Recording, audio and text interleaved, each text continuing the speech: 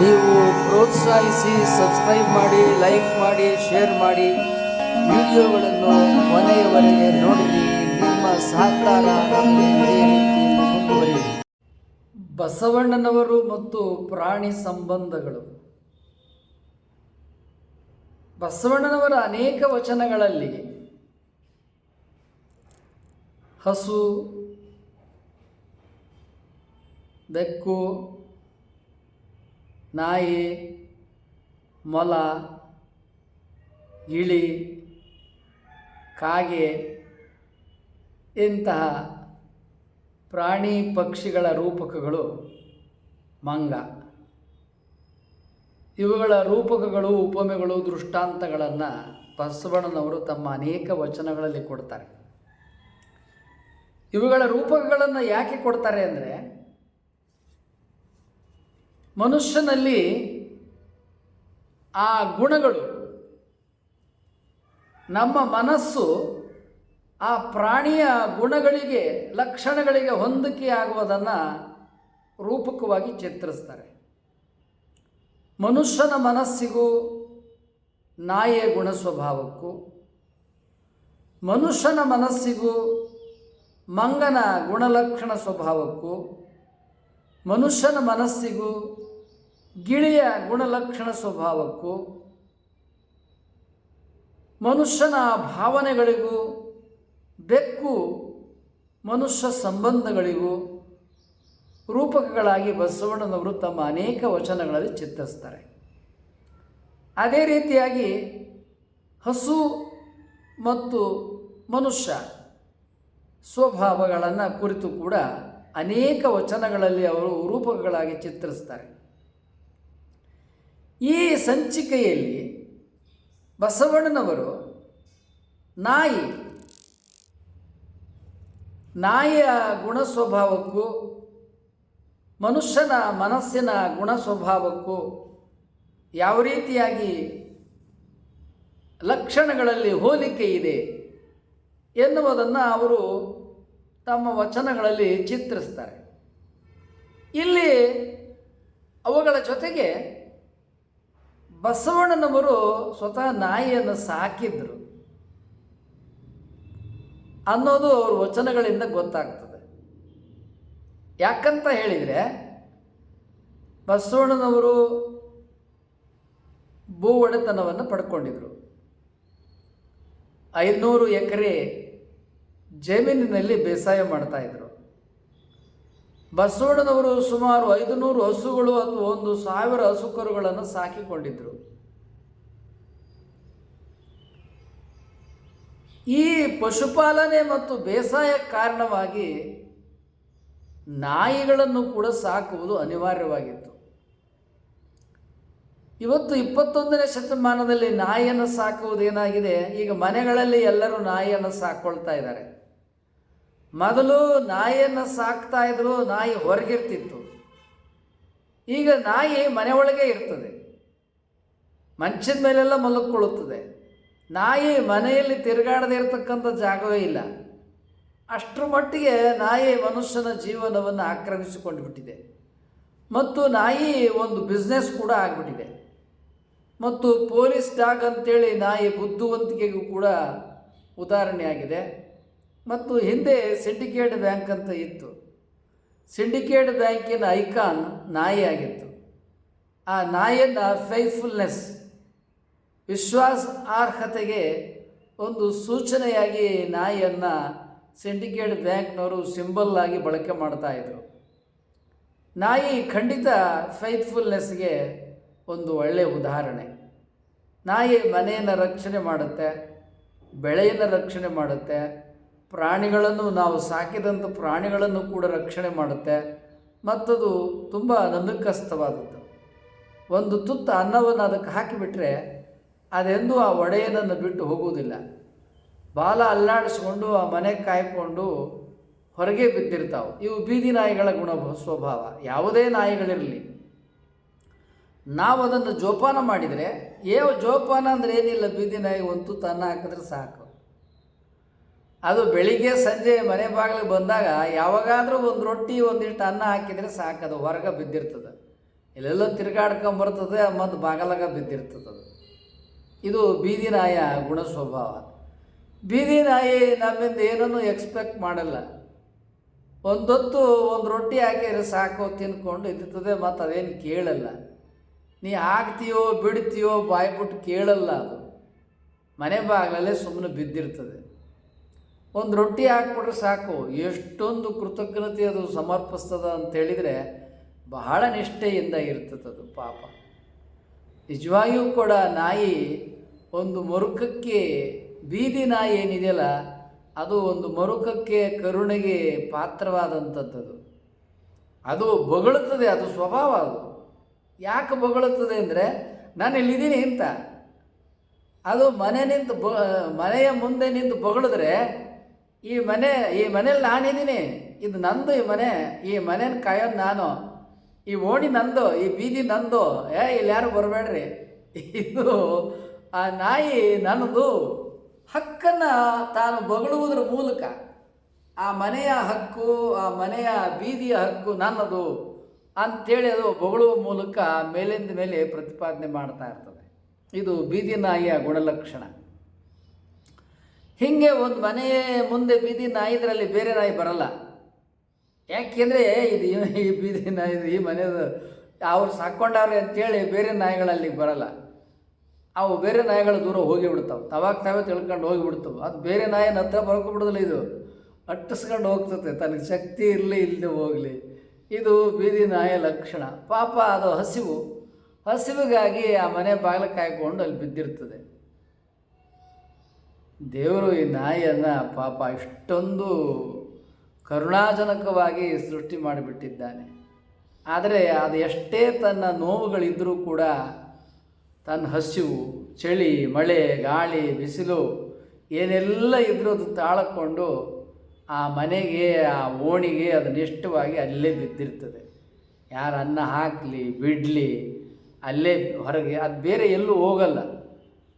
ಹಸಿವಾದಾಗ ಬೇರೆ ಎಲ್ಲೆಲ್ಲ ಹುಡುಕೊಂಡು ಹೋಗ್ಬೋದು, ಮತ್ತೆ ರಕ್ಷಣೆಗೆ ಇಲ್ಲೇ ಒಂದು ಬಿದ್ದಿರ್ತದೆ. ಅದು ಒಂದು ಮನೆ ಕಾಯ್ಕೊಂಡು ಯಾಕೆ ಬಿದ್ದಿರ್ತದೆ ಅಂದರೆ ಅಲ್ಲಿರೋದ್ರಿಂದ ಅದಕ್ಕೆ ರಕ್ಷಣೆ. ಹೀಗಾಗಿ ರಕ್ಷಣೆ ಮತ್ತು ಹಸಿವು ಎರಡು ಕಾರಣಕ್ಕಾಗಿ ಬೀದಿ ನಾಯಿ ಮನೆಯ ಮುಂದೆ ಇರ್ತದೆ. ರೈತರು ಯಾಕೆ ನಾಯಿಗಳನ್ನು ಸಾಕ್ತಿದ್ರು ಅಂದರೆ ರೈತರಿಗೆ ಅನಿವಾರ್ಯ. ಈಗ ರೈತರುಗಳಿಗೆ ನಾಯಿ ಬೇಕೇ ಬೇಕು. ನಾಯಿ ಬೊಗಳುವುದ್ರ ಮೂಲಕ ಯಾರೋ ಬಂದರು ಅಂತ ಸೂಚನೆ ಕೊಡುತ್ತದೆ. ತಾನು ಬೊಗಳುವುದ್ರ ಮೂಲಕ ಯಾರೋ ಶತ್ರುಗಳು ಬಂದಿದ್ದಾರೆ, ಯಾರೋ ಆಗಂತರಕ್ಕೆ ಬಂದಿದ್ದಾರೆ ಅಂತ ಎಚ್ಚರಿಕೆಯನ್ನು ಮನೆ ಯಜಮಾನನಿಗೆ ಕೊಡ್ತದೆ. ಮತ್ತು ಎಷ್ಟೋ ಸಲ ದುಷ್ಟ ಪ್ರಾಣಿಗಳು, ಹಸು ಕರುಗಳ ಮೇಲೆ, ಪ್ರಾಣಿಗಳ ಮೇಲೆ, ಮನುಷ್ಯರ ಮೇಲೆ ದಾಳಿ ಮಾಡಲಿಕ್ಕೆ ಬಂದಾಗ ಅದು ತನ್ನ ಪ್ರಾಣವನ್ನು ಕೊಟ್ಟಾದರೂ ಕೂಡ ಬೊಗಳುವುದ್ರ ಮೂಲಕ ಇಲ್ಲಿ ಭಾಳ ಅಪಾಯ ಇದೆ, ಬನ್ನಿ ಬನ್ನಿ ಬನ್ನಿ ಅಂತೇಳಿ ಕರೀತದೆ. ಮನೆಯ ಯಜಮಾನನನ್ನು ಬನ್ನಿ, ಏನೋ ಅಪಾಯ ಇದೆ ಬನ್ನಿ ಅಂಥೇಳಿ ತಾನು ಬೊಗಳುವ ಮೂಲಕ, ಸೂಚನೆ ಕೊಡುವ ಮೂಲಕ ತನ್ನ ಯಜಮಾನನಿಗೆ ಸಾಕಿದ ನಾಯಿಗಳು, ಅದರಲ್ಲಿಯೂ ರೈತರು ಸಾಕಿದ ನಾಯಿಗಳು, ಕ್ರೂರ ಪ್ರಾಣಿಗಳು, ನರಿ, ತೋಳ, ಚಿರತೆ, ಹುಲಿ, ಸಿಂಹ ಇಂಥ ಕಾಡು ಪ್ರಾಣಿಗಳು ಮನುಷ್ಯನ ಬೆಳೆಗೆ, ಪ್ರಾಣಿಗಳಿಗೆ ದಾಳಿ ಮಾಡುವ ಕಾಲಕ್ಕೆ, ಮತ್ತು ಮಂಗ, ಕರಡಿ ಇತ್ಯಾದಿ ಅನೇಕ ಬೆಳೆಯ ನಾಶ ಮಾಡತಕ್ಕಂಥ ಪ್ರಾಣಿಗಳೇನಿದ್ದಾವಲ್ಲ, ಮುಳ್ಳು ಹಂದಿ, ಇವೆಲ್ಲ ರೈತರ ದೊಡ್ಡ ಶತ್ರುಗಳು. ಮುಳ್ಳು ಹಂದಿ ಅಂತೂ ದೊಡ್ಡ ಶತ್ರು. ನಾವು ನಮ್ಮ ಜೋಗ ಜಲಪಾತದಲ್ಲಿ ಪ್ರತಿ ವರ್ಷ 20-15 ತೆಂಗಿನ ಸಸ್ಯಗಳನ್ನು 2 ವರ್ಷ 3 ವರ್ಷ ಬೆಳೆಸಿ ಅದು ತೊಗೊಂಡೋಗಿ ನಾಟಿ ಮಾಡ್ತಿದ್ವು.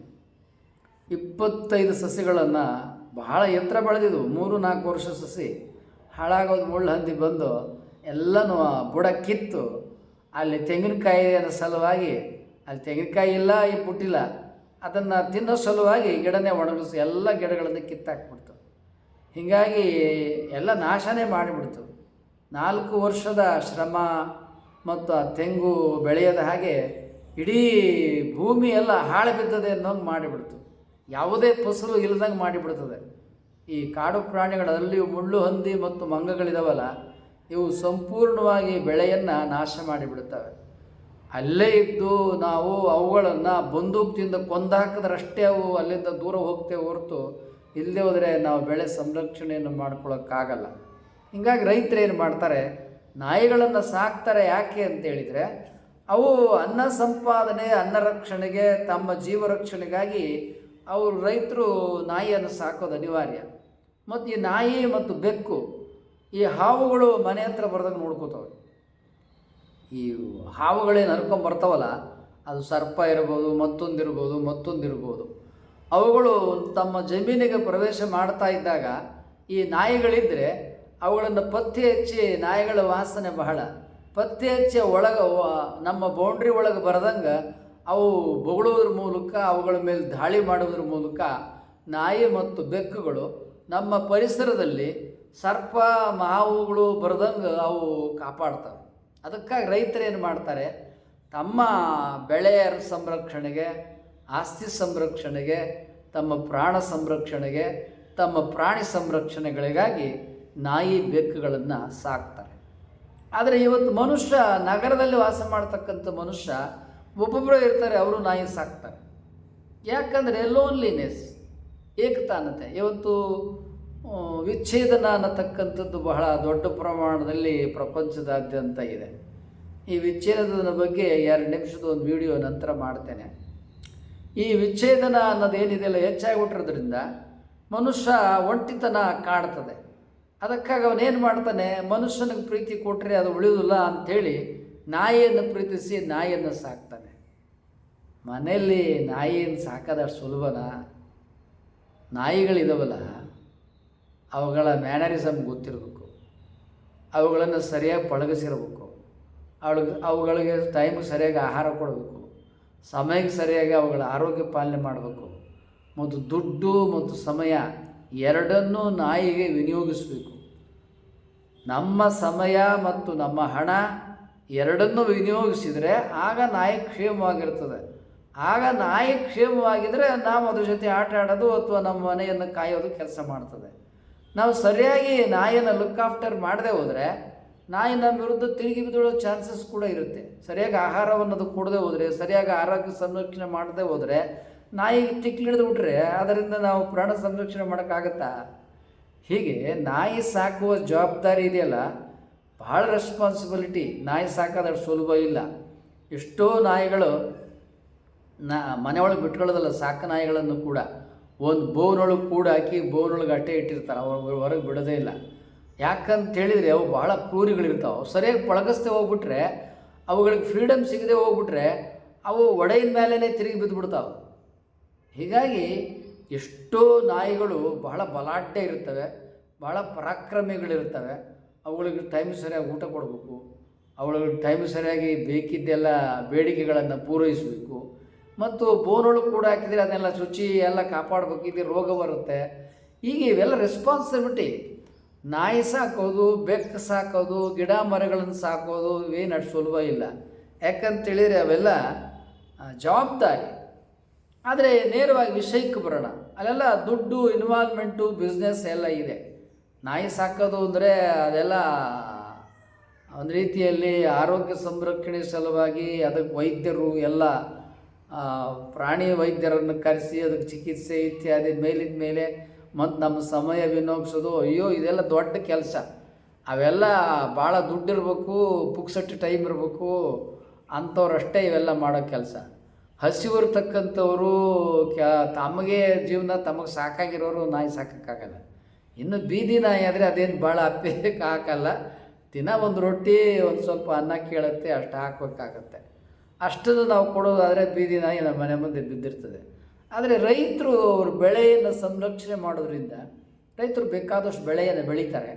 ಮತ್ತು ಅವ್ರು ಎಲ್ಲಿ ಬೇಕಲ್ಲಿ ಹೋಗೋದ್ರಿಂದ ರೈತನ ರಕ್ಷಣೆಯೂ ಕೂಡ ಬೇಕಾಗಿರುತ್ತೆ. ಅದಕ್ಕೆ ನಾಯಿ ಅವನ ಬೆನ್ನಿಂದೆ ಹೋಗ್ತದೆ. ಅವನು ಕೆಲವರು ರೈತರು ಪ್ರಾಣಿಗಳನ್ನು, ಹಸು, ಕರು ಮತ್ತು ಆಡು, ಕುರಿ, ಎಮ್ಮೆ, ಕೋಳಿ, ಏನೇನೋ ಪ್ರಾಣಿಗಳನ್ನೆಲ್ಲ ಸಾಕ್ತಾರೆ. ಅವರಿಗೆಲ್ಲ ಅದು ಅವಶ್ಯಕತೆ ಇರುತ್ತೆ. ಹೀಗಾಗಿ ಅಲ್ಲಿ ಅವರಿಗೆ ನಾಯಿ, ಬೆಕ್ಕಿನ ಸಂರಕ್ಷಣೆ, ಪಾಲನೆ ಅಗತ್ಯ ಇದೆ. ಈಗ ನಾವು ಬಸವಣ್ಣವರ ವಚನಕ್ಕೆ ಬರೋಣ. ಬಸವಣ್ಣವ್ರು ನಾಯಿ ಸಾಕಿದರು. ಯಾವಾಗ ಅವರು ಬಿಜ್ಜಳ ಚಕ್ರವರ್ತಿಯಿಂದ ನಿವೃತ್ತನಾದ ಮೇಲೆ, ಭಂಡಾರದಿಂದ ನಿವೃತ್ತರಾದ ಮೇಲೆ, ತಮ್ಮ 64ನೇ ವಯಸ್ಸಿಗೆ ಅವರು ನಿವೃತ್ತನಾದ ಕಾಲಕ್ಕೆ ಬಂತಲ್ಲ ದುಡ್ಡು, ನಿವೃತ್ತಿ ವೇತನ, ಅಂದರೆ ನಿವೃತ್ತಿ ವೇತನ ಅನ್ನೋದಕ್ಕಿಂತಲೂ ನಿವೃತ್ತಿ ಕಾಲಕ್ಕೆ ಕೊಡ್ತಾರೆ. ಈಗೇನು ಪ್ರಾವಿಡೆಂಟ್ ಫಂಡು ಹಿಂಗೇನೋ ಇರ್ತದೆ, ಯಾಕೆಂದ್ರೆ ನಾವು ಉದ್ಯೋಗದಲ್ಲಿ ಇರೋದ್ರಿಂದ ಅವೆಲ್ಲ ನಮಗೆ ಗೊತ್ತಿಲ್ಲ. ಆದರೆ ಉದ್ಯೋಗಸ್ಥರಿಗೆ ಅವೆಲ್ಲ ಗೊತ್ತಿರ್ತದೆ. ಉದ್ಯೋಗ ಆದಂಥ ನಿವೃತ್ತರಾದಂಥ ಕಾಲಕ್ಕೆ ಒಂದಷ್ಟು ದುಡ್ಡನ್ನು ಸರ್ಕಾರ ಇವತ್ತು ಕೊಡುತ್ತೆ. ಹಾಗೆ ಅಲ್ಲಿ ಆಗ ಬಸವಣ್ಣನವರು ಸಂಬಳವನ್ನು ಜೀವನ ಪರ್ಯಂತ ಅವ್ರು ತೊಗೊಳ್ಳೇ ಇಲ್ಲ. ಯಾಕೆಂದರೆ ಅವ್ರು ಮಾವನ ಮನೇಲಿದ್ದರು. ಮಾವ ಅರಮನೆ ಭಂಡಾರಿ, ಮತ್ತು ಅಲ್ಲಿ ಖರ್ಚೇನದೆ, ಮತ್ತು ಮಾವ ಹಳ್ಳಿನಿಂದ ಏನು ಖರ್ಚು ಮಾಡಿಸ್ತಿಲ್ಲ. ಇನ್ನೊಬ್ಬ ಮಾವ ಅವನ ಮಹಾರಾಜ, ಅವನು ಕೂಡ ಇವನಿಂದ ಏನು ಬಸವಣ್ಣವ್ರಿಂದ ಏನು ಖರ್ಚು ಮಾಡಿಸ್ತಿಲ್ಲ, ಯಾಕೆಂದರೆ ಅವ್ರ ತವೇ ದುಡ್ಡು ಬೇಕಾದಷ್ಟದೆ. ಹೀಗಾಗಿ ಬಸವಣ್ಣವ್ರ ದುಡ್ಡು ನಿವೃತ್ತಿ ಆಗೋವರೆಗೂ ಹಾಗೇ ಇತ್ತು. ನಿವೃತ್ತಿ ಆಗೋ ಕಾಲಕ್ಕೆ ಆ ದುಡ್ಡನ್ನು ಒಮ್ಮೆಲೆ ಯಾವ ಬಸವಣ್ಣವ್ರ ಕೈಗೆ ಕೊಟ್ಟರು. ಏನು ಮಾಡಬೇಕು ಅಂದರೆ ಅವತ್ತಿದ್ದದ್ದು ಎರಡೇ ಆಲ್ಟರ್ನೇಟಿವ್. ಒಂದು ಭೂಮಿ ಕೊಂಡುಕೊಂಡು ಬೇಸಾಯ ಮಾಡೋದು, ಇನ್ನೊಂದು ಪಶುಪಾಲನೆ ಮಾಡೋದು. ಇಲ್ಲ ಮೂರನೇದು ಅಂದರೆ ವ್ಯಾಪಾರ. ಬಸವಣ್ಣನವರು ವ್ಯಾಪಾರ ಮಾಡೋಕ್ಕಾಗಲ್ಲ, ಯಾಕೆಂದರೆ ಅವ್ರ ವೃತ್ತಿ ಅಲ್ಲ. ಆದರೆ ಭೂಮಿ ಬೇಸಾಯ ಮತ್ತು ಪಶುಪಾಲನೆ ಅಗತ್ಯ, ಯಾಕೆಂದರೆ ಹಾಲು ಮೊಸರು ಬೆಣ್ಣೆ ತುಪ್ಪ ಬೇಕು ಮತ್ತು ಬೆಳೆ ಬೇಕು. ಹೀಗಾಗಿ ರೈತಾಪಿ ಅದೊಂದು, ಎಲ್ಲರೂ ರೈತಾಪಿ ಕೆಲಸ ಮಾಡ್ತಕ್ಕಂಥದ್ದು, ಎಲ್ಲರೂ ಪಶುಪಾಲನೆ ಮಾಡ್ತಕ್ಕಂಥದ್ದು ಆದದ್ದರಿಂದ ಅದು ಸರಳ ಮತ್ತು ಸುಲಭವಾದದ್ದರಿಂದ ಆಳನ್ನು ಇಟ್ಟುಕೊಂಡು ಇವೆಲ್ಲ ಕೆಲಸಗಳನ್ನು ಮಾಡ್ಬೋದಾದ್ದರಿಂದ ಬಸವಣ್ಣನವರು ಪಶುಪಾಲನೆ ಮತ್ತು ಬೇಸಾಯವನ್ನು ಆಯ್ಕೆ ಮಾಡಿಕೊಂಡ್ರು. ಅದಕ್ಕಾಗಿ ಅವ್ರ ಮಾವ ಸಿದ್ದರಸ ಭಂಡಾರಿ ಒಂದು 500 ಎಕರೆ ಜಮೀನು ಕೊಂಡು ಕೊಟ್ಟರು. 500 ಎಕರೆ ಜಮೀನು ಕೊಂಡುಕೊಂಡು ಒಂದು 500 ಹಸುಗಳನ್ನು ಕೊಂಡು ಕೊಟ್ಟರು. ಹಸು ಕರು ಜಮೀನಿದ್ದಾಗ ಹುಲ್ಗಾವಲ್ಲದೆ ಮೇಯ್ಕೊತವ, ಮತ್ತು ಜಮೀನಿಂದ ಫಸಲು ಬರ್ತದೆ, ಬೆಳೆ ಬರ್ತದೆ. ಆ ಬೆಳೆಯನ್ನು ಮೇವಾಗಿ ಬಳಕೆ ಮಾಡ್ತಾರೆ. ಮತ್ತು ಮನೆಗೆ ಹಾಲು ಮೊಸರು ಬೆಣ್ಣೆ ತುಪ್ಪ ಮಜ್ಜಿಗೆ ಇವೆಲ್ಲ ಬೇಕು. ಹೀಗಾಗಿ ಬಸವಣ್ಣನವರು ಪಶುಪಾಲನೆ ಮತ್ತು ಬೇಸಾಯ ಎರಡನ್ನು ಮಾಡಿದ್ರು. ಪಶುಪಾಲನೆ ಮತ್ತು ಬೇಸಾಯ ಮಾಡಿದಾಗ ಬೆಳೆ ಹಾನಿಗಾಗಿ ಮುಳ್ಳು ಹಂದಿಗಳು ಬರ್ತವೆ, ಮತ್ತು ಪ್ರಾಣಿ ಹೊತ್ಕೊಂಡು ನರಿ, ತೋಳ, ಹುಲಿ, ಚಿರತೆ, ಸಿಂಹ ಇಂಥವೆಲ್ಲ ಬರ್ತವೆ. ಅವೆಲ್ಲ ಸಂರಕ್ಷಣೆ ಸಲುವಾಗಿ ನಾಯಿ ಬೇಕೇ ಬೇಕು. ಮತ್ತು ಮಂಗ, ಹಂದಿ ಇವೆಲ್ಲ ರಕ್ಷಣೆ ಹಕ್ಕಿ ಪಕ್ಷಿಗಳೆಲ್ಲ ಅಂದ ಬೆಳೆಯನ್ನು ಸಂರಕ್ಷಣೆ ಮಾಡಬೇಕಲ್ಲ. ಅದಕ್ಕಾಗಿ ಅನೇಕ ಒಂದಲ್ಲ, ಬಹುಶಃ 15, 20, 30 ನಾಯಿಗಳನ್ನು ಕೂಡ ಬಸವಣ್ಣವ್ರು ಸಾಕಿರ್ಬೋದು. 500 ಹಸುಗಳು, 500 ಎಕರೆ ಭೂಮಿ ಅಂದಾಗ, ಮತ್ತು ಕಾಳುಗಳು 30-40 ಆಳುಗಳಿದ್ದರು. ಮತ್ತು 30-40 ಆಳುಗಳಿದ್ದಾಗ ಒಬ್ಬ ಆಳುಗೂ ಒಂದೊಂದು ನಾಯಿ ಅವ್ರು ಸಾಕೊಂಡಿರ್ಬೋದು. ಯಾಕೆಂದ್ರೆ ಅಲ್ಲಿ ಊಟ ತಿಂಡಿ ಮಾಡ್ಕೊಂಡು ಅಲ್ಲೇ ಇರ್ತಿದ್ರು. ಒಂದೊಂದು ಆಳು ಒಂದೊಂದು ಕಡೆ ಜಮೀನು ರಕ್ಷಣೆ ಮಾಡೋಕ್ಕೆ ಒಂದೊಂದು ಕಡೆ ಹೋಗ್ತಿದ್ದ. ಮತ್ತು ಆಳ ರಕ್ಷಣೆನೂ ಬೇಕಲ್ಲ, ಅದಕ್ಕೆ ಆಳು ಕೂಡ ತನ್ನ ಜೊತೆಲಿ ಒಂದು ನಾಯಿನ ಕರ್ಕೊಂಡು ಹೋಗ್ತಿದ್ದ.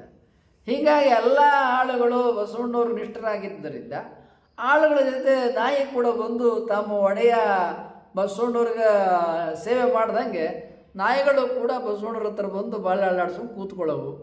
ಅವರು ಕೂಡ ತಾವು ತಂದದ್ದನ್ನು ಬುತ್ತಿ ಇತ್ಯಾದಿ ಏನಿದೆಯಲ್ಲ ಊಟ ಮಾಡಲಿಕ್ಕೆ ಅಂತೇಳಿ ಬಂದಂಥ ಕಾಲದಲ್ಲಿ ದಾಸೋಹ ಇತ್ಯಾದಿ ಜಮೀನಲ್ಲೂ ಕೂಡ ಪೊರ ಇತ್ಯಾದಿಗಳು ನಡೀತವಲ್ಲ, ದಾಸೋಹ, ಸುಗ್ಗಿ ಬೆಳೆ ಇತ್ಯಾದಿ ಪೂಜೆ ಇತ್ಯಾದಿ ಬಂದ ಕಾಲಕ್ಕೆ ಸಾಮೂಹಿಕ ಲಿಂಗ ಪೂಜೆ ಇತ್ಯಾದಿಗೆಲ್ಲ ಶಿವಾನುಭವವನ್ನು ಕೂಡ ಎಷ್ಟೋ ಸಂದರ್ಭದಲ್ಲಿ ಬಸವಣ್ಣವರು ತಮ್ಮ ಜಮೀನಲ್ಲಿ ಕೂಡ ಶಿವಾನುಭವನ ನಡೆಸಿರಬೇಕು. ನನಗನ್ಸುತ್ತೆ ಬಹುಪಾಲು ಶಿವಾನುಭವ ಎಲ್ಲ ಅವರ ಜಮೀನಲ್ಲಿ ನಡೆದಿದೆ ಅಂತೇಳಿ. ಯಾಕೆಂದರೆ ಬೆಳೆ ಬೇಕಾದಷ್ಟು ಬಯಲದ, ಅಲ್ಲಿ ಶಿವಾನುಭವ ನಡೀತದೆ. ಎಲ್ಲರೂ ಎಷ್ಟು ಬೇಕಾದ್ರೂ ಜನ ಅಲ್ಲಿ ಬಂದು ಕೂತ್ಕೋಬೋದು, ಮತ್ತು ಅಲ್ಲಿ ಬೇಸಾಯ ಆಗ್ತದೆ. ಹೀಗಾಗಿ ಅಲ್ಲೇ ಶಿವಾನುಭವ ಕೂಡ ಬಸವಣ್ಣವ್ರ ಮನೆಗಿಂತಲೂ ಹೆಚ್ಚಾಗಿ ಅವ್ರ ಜಮೀನಲ್ಲೇ ಶಿವಾನುಭವ ನಡೀತಿತ್ತು ಅಂತ ಅನಿಸುತ್ತೆ. ಏಕೆಂದರೆ ಈಗಲೂ ನಾವು ಪ್ರವಚನಕ್ಕೆ ಹೋದಂಥ ಕಾಲಕ್ಕೆ ದೊಡ್ಡ ದೊಡ್ಡ ಜಮೀನಲ್ಲೇ ನಮ್ಮದೆಲ್ಲ ಶಿವಾನುಭವ ನಡೀತಾ ಇದ್ದದ್ದು.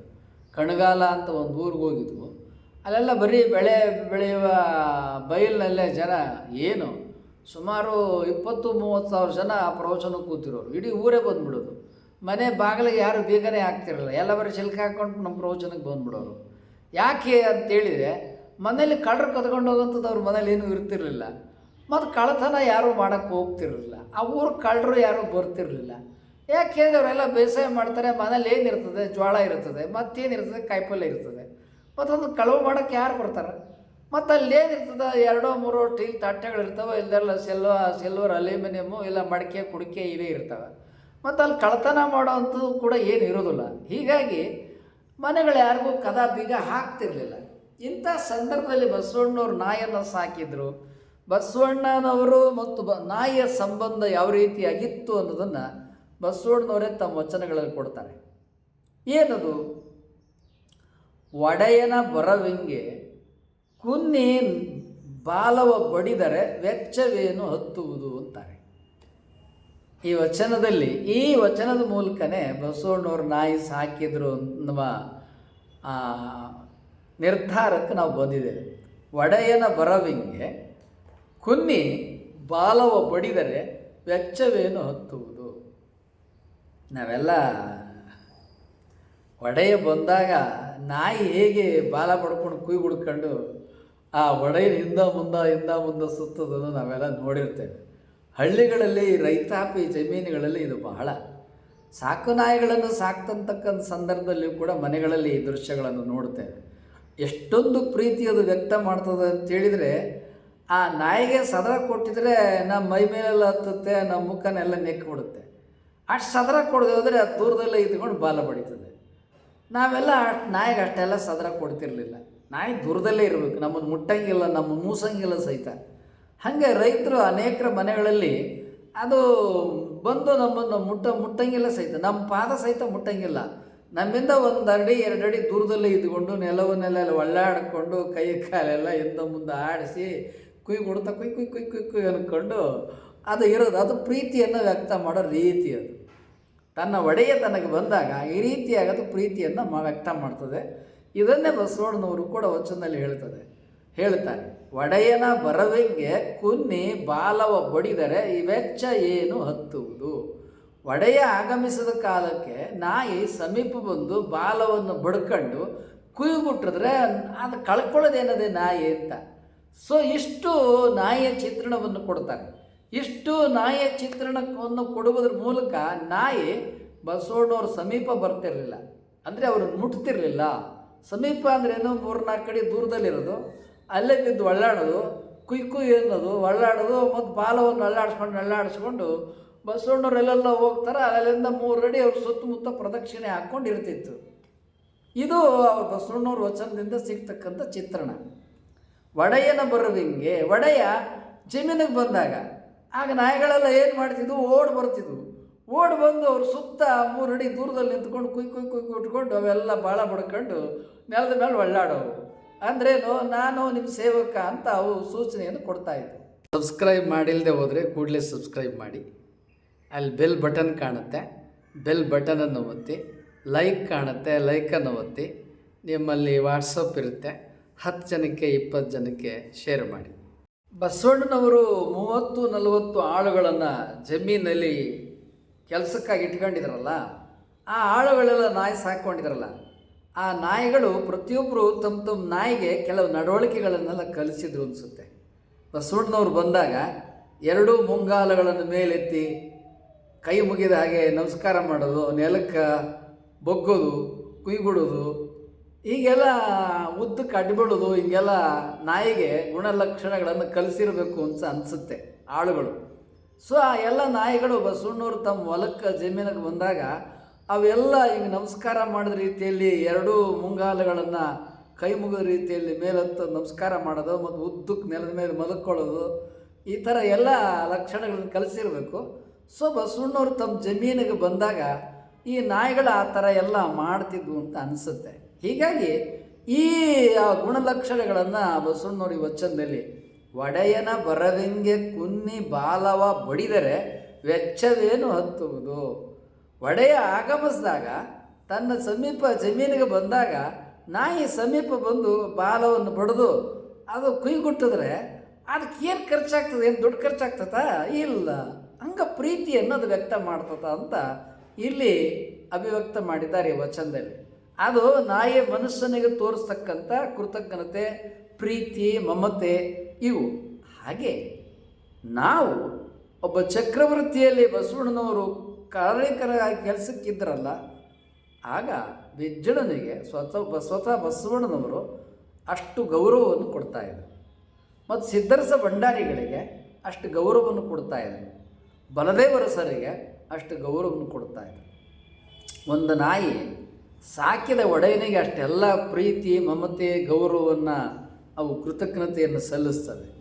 ಮತ್ತು ನಮಗೆ ಕೆಲಸಕ್ಕಿಟ್ಕೊಂಡು ನಮ್ಮನ್ನು ರಕ್ಷಣೆ ಮಾಡಿ ಇಷ್ಟೆಲ್ಲ ಸಂಬಳ ಕೊಡ್ತಕ್ಕಂಥ ಬಿಜ್ಜಳ ಚಕ್ರವರ್ತಿಗೆ ಮತ್ತು ಸಿದ್ಧರಸ ಭಂಡಾರಿಗೆ, ಬಲದೇವರಸರಿಗೆ ಬಸವಣ್ಣನವರು ಅಷ್ಟೇ ಕೃತಜ್ಞತೆಯಿಂದ ಉಪಕಾರ ಸ್ಮರಣೆಯಿಂದ, ವಿನಯದಿಂದ ಬಸವಣ್ಣವರು ಕೃತಜ್ಞತಾ ಭಾವನೆಯಿಂದ ಜೀವನವನ್ನು ಮಾಡ್ತಾ ಇದ್ದರು ಅಂಥೇಳಿ ಅವರ ಈ ವಚನದಿಂದ ನಾವು ತಿಳಿಯಬಹುದಾಗಿದೆ. ಇನ್ನು ಬಸವಣ್ಣನವರು ಬೀದಿ ನಾಯಿಗಳ ಗುಣ ಸ್ವಭಾವವನ್ನು ಕೂಡ ತಮ್ಮ ವಚನಗಳಲ್ಲಿ ಪ್ರಸ್ತಾಪ ಮಾಡಿದ್ದಾರೆ. ಅಂದಣವನೇರಿದ ಸೊಣಗನಂತೆ ಬಿಡದು ಮುಂದಿನ ಸ್ವಭಾವನು, ತುಪ್ಪದ ಸವಿಗೆ ಅಲಗ ನೆಕ್ಕುವ ಸೊಣಗನಂತೆ, ಕರಣೇಂದ್ರಿಯಗಳೆಂಬ ಸೊಣಗ ಮುಟ್ಟದ ಮುನ್ನ ಮನ ನಿಮ್ಮ ನೈದುಗೆ ಕೂಡಲ ಸಂಗಮ ದೇವ. ಈ 3 ವಚನದ ಸಾಲುಗಳಲ್ಲಿ ಬೀದಿ ನಾಯಿಯ ಗುಣಲಕ್ಷಣಗಳೇ ಇದೆ. ಮತ್ತು ನಾಯಿ ನಾವೆಷ್ಟೇ ಪಲ್ಲಕ್ಕಿ ಮೇಲೆ ಕೂರಿಸಿದ್ರೂ ಕೂಡ ಅದು ಕೆಲವು ಸಂದರ್ಭದಲ್ಲಿ ಪಲ್ಲಕ್ಕಿಯಿಂದ ಜಿಗಿದು ಎಲ್ಲೋ ಹೋಗಿಬಿಡ್ತದೆ. ಯಾಕೆಂದರೆ ಅದು ಹೀನ ಸ್ವಭಾವ ಅದು ಅಂಥೇಳಿ ಈ ನಾಯಿತನವ ಮಾಡಿಸು ಅಂಥೇಳಿ ಬಸವಣ್ಣನವರು ಮನುಷ್ಯನಲ್ಲಿ ಕೂಡ ಎಂಥ ನಾಯಿತನ ಇದೆ ಅಂತ, ಹೀನವಾದ ಗುಣ ಸ್ವಭಾವ ಇದೆ. ಪರಮಾತ್ಮನ ಪೂಜೆ, ಭಕ್ತಿ, ಅನುಗ್ರಹ, ಆಶೀರ್ವಾದವನ್ನು ಪಡ್ಕೊಳ್ಳೋದು ಬಿಟ್ಟು ಮತ್ತೆ ಇಂದ್ರಿಯ ಗುಣಗಳಲ್ಲಿ, ವಿಷಯಗಳಲ್ಲಿ, ಲೌಕಿಕದಲ್ಲಿ ಮುಳುಗಿಬಿಡ್ತಾನೆ. ನಾಯಿ ಹೇಗೆ ಹೀನ ಗುಣಗಳಿಗೆ ಹೋಗ್ತದೆ, ಹಾಗೆ ಮನುಷ್ಯ ಲೌಕಿಕದಲ್ಲಿ ಸಂಸಾರಕ್ಕೆ, ಹೀನ ಸ್ವಭಾವಗಳಿಗೆ, ಹೀನ ವಿಷಯಗಳಿಗೆ, ಕ್ಷುದ್ರ ಸಂಗತಿಗಳಿಗೆ ಮನಸ್ಸನ್ನು ಕೊಡ್ತಾನೆ ಅನ್ನೋದಕ್ಕೆ ಈ ನಾಯಿತನ ಅಂತೇಳಿ ಬಳಸ್ತಾರೆ. ಇನ್ನೊಂದು ವಚನದಲ್ಲಿ ತುಪ್ಪದ ಸವಿಗೆ ಅಲಗ ನೆಕ್ಕುವ ಸೊಣಗನಂತೆ. ಈ ನಾಯಿ ಏನು ಮಾಡ್ತದ, ಖಡ್ಗಕ್ಕೆ ಜಂಗು ತುಕ್ಕಿಡಿಬಾರ್ದು ಅಂತೇಳಿ ತುಪ್ಪ ಸವರಿರ್ತಾರೆ, ಅದನ್ನು ಬಿಸಿಲಿಗೆ ಇಟ್ಟಿರ್ತಾರೆ. ಯಾವಾಗಲೂ ಅದನ್ನು ಕಾಯ್ದು ಕೂತ್ಕೊಳ್ಳೋಕ್ಕಾಗತ್ತಾ? ಅದಕ್ಕೆ ಎಲ್ಲೋ ಇದು ನಾಯಿ ಏನು ಮಾಡ್ತದೆ, ಅದನ್ನು ಬಂದು ಬೀದಿ ನಾಯಿ ನೆಕ್ಕಿಬಿಡ್ತದೆ. ನೆಕ್ಕಿದ ಕಾಲಕ್ಕೆ ಖಡ್ಗ ನಾಲಿಗೆಯನ್ನು ಕುಯ್ದು ಬಿಡ್ತದೆ. ಆ ರಕ್ತ ಹರಿಯೋ ಕಾಲಕ್ಕೆ ಅದು ಖಡ್ಗದಿಂದ ಬಂದಿದೆ ಅಂತೇಳಿ ಮತ್ತೆ ಅದನ್ನು ತನ್ನ ನಾಲಿಗೆಯಿಂದ ನೆಕ್ಕಿ ಮತ್ತು ತನ್ನ ನಾಲಿಗೆಯನ್ನು ಕುಯ್ಕೊಂತದೆ.